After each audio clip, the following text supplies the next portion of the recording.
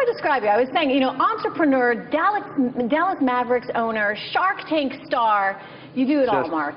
Yeah, I don't know about that, but entrepreneur, that works. You know, you and I were talking earlier today on one of the panels, and you made some really fascinating points about innovation right now in this country, and all that needs to be done to encourage it, to encourage small businesses. What do you think overall is the most important thing for new entrepreneurs right now? Just to go after it. I mean, the thing about being an entrepreneur is it's just all to you. You know, a lot of people like to make excuses. I don't have connections, I don't have money, I don't have this, but, you know, if you find something that you like to do or love to do, be great at it and see if you can turn it into a business. In worst case, you're going to have fun doing what it is you love to do. In best case, you can turn it into a business. I'm just not big on excuses. I just think if you really, everybody has that opportunity to go for it. They just got to do it. Well, you know, a lot of people say it's hard to get a loan right now if you're a small business owner or you're trying to come up with an idea. How do you get the capital to start that business? Well, first of all, if you're starting a business and you take out a loan, you're a moron. Right, because there's so many uncertainties involved with starting a business, yet the one certainty that you'll have to have is paying back your loan. And the bank doesn't care about your business, or whoever you borrow from, unless it's family, doesn't care about your business. You know, and so it's just a complete conflict. So what's your small business entrepreneur? 99% of small businesses you can start with next to no capital. It's more about effort. You know, small businesses don't fail for lack of capital. They fail for lack of brains. They fail for lack of effort. Most people just aren't willing to put in the time to work smart. I mean, they go for it in a lot of cases, but they just don't recognize how much work's involved. And if you do the preparation, if you start a business, you better know your industry and your company better than anyone in the whole wide world, because you're competing.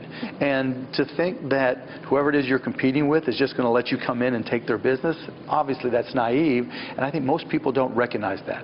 If you're going to compete with me in one of my businesses, you better realize that I'm working 24 hours a day to kick your ass. You know, a lot of companies right now are holding on to their money, they're holding on to cash. Maybe they're doing some share buybacks, but in general, they're not putting their capital to work right now. How and when does that start to change? I mean, it's a reflection of a lot of different things. If they're buying back shares, it means they don't see anything in their own businesses that they can invest in. And if they don't see anything in their own businesses that they can invest in, then it doesn't matter if they're bringing back capital from elsewhere, and it doesn't matter that they can talk all they want about jobs, but there's no good reason, you know, to hire people because they don't have places to put capital to work. And I think that's also a reflection of the focus on Wall Street. You know, most of the times when we talk about putting capital to use, we talk about public companies. You don't really see this as an issue in private companies. But with public companies, they get such a concern with shareholder value and shareholder returns that they lose sight of trying to move the ball and to innovate and to invest in R&D. And I think that's hurt our economy, and I think that hurts the company in the long term. So what does it mean for growth? Do you think we're going to be in this 2.5%, 2% environment for a while? Yeah, but I don't look at that and say, see, there's something wrong, we're not doing something right. I look at that and say that's the new normal. That, you know, when companies have their backs against the wall, particularly small to medium, where there's a big part of the growth for jobs, we find new ways to innovate. We're innovators in this country. We don't just sit back and say the only way we can solve problems is by hiring people.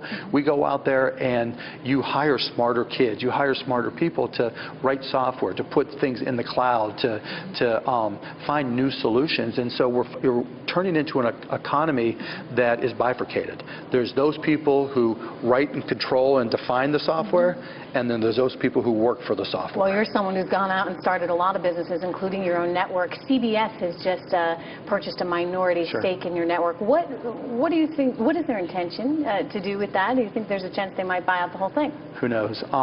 But I think they're recognizing that, you know, the reason we took a network, HDNet, which was the first all high-definition TV network, grew it, and then 2 years ago I recognized that being HD obviously is not enough.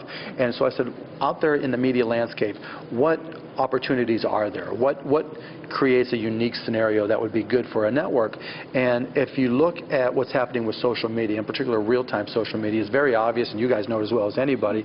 Real-time social media drives real-time viewing on TV, and live events on TV drive social media. It's a very symbiotic relationship. And so with Access TV, we had been doing live events as HDNet, and we just amplified that. So we, from concerts all over the globe to live interview shows to live, fights, whatever type of event that we can do live, we want to do. Live is what people will tune in for? Live is what differentiates television from the internet.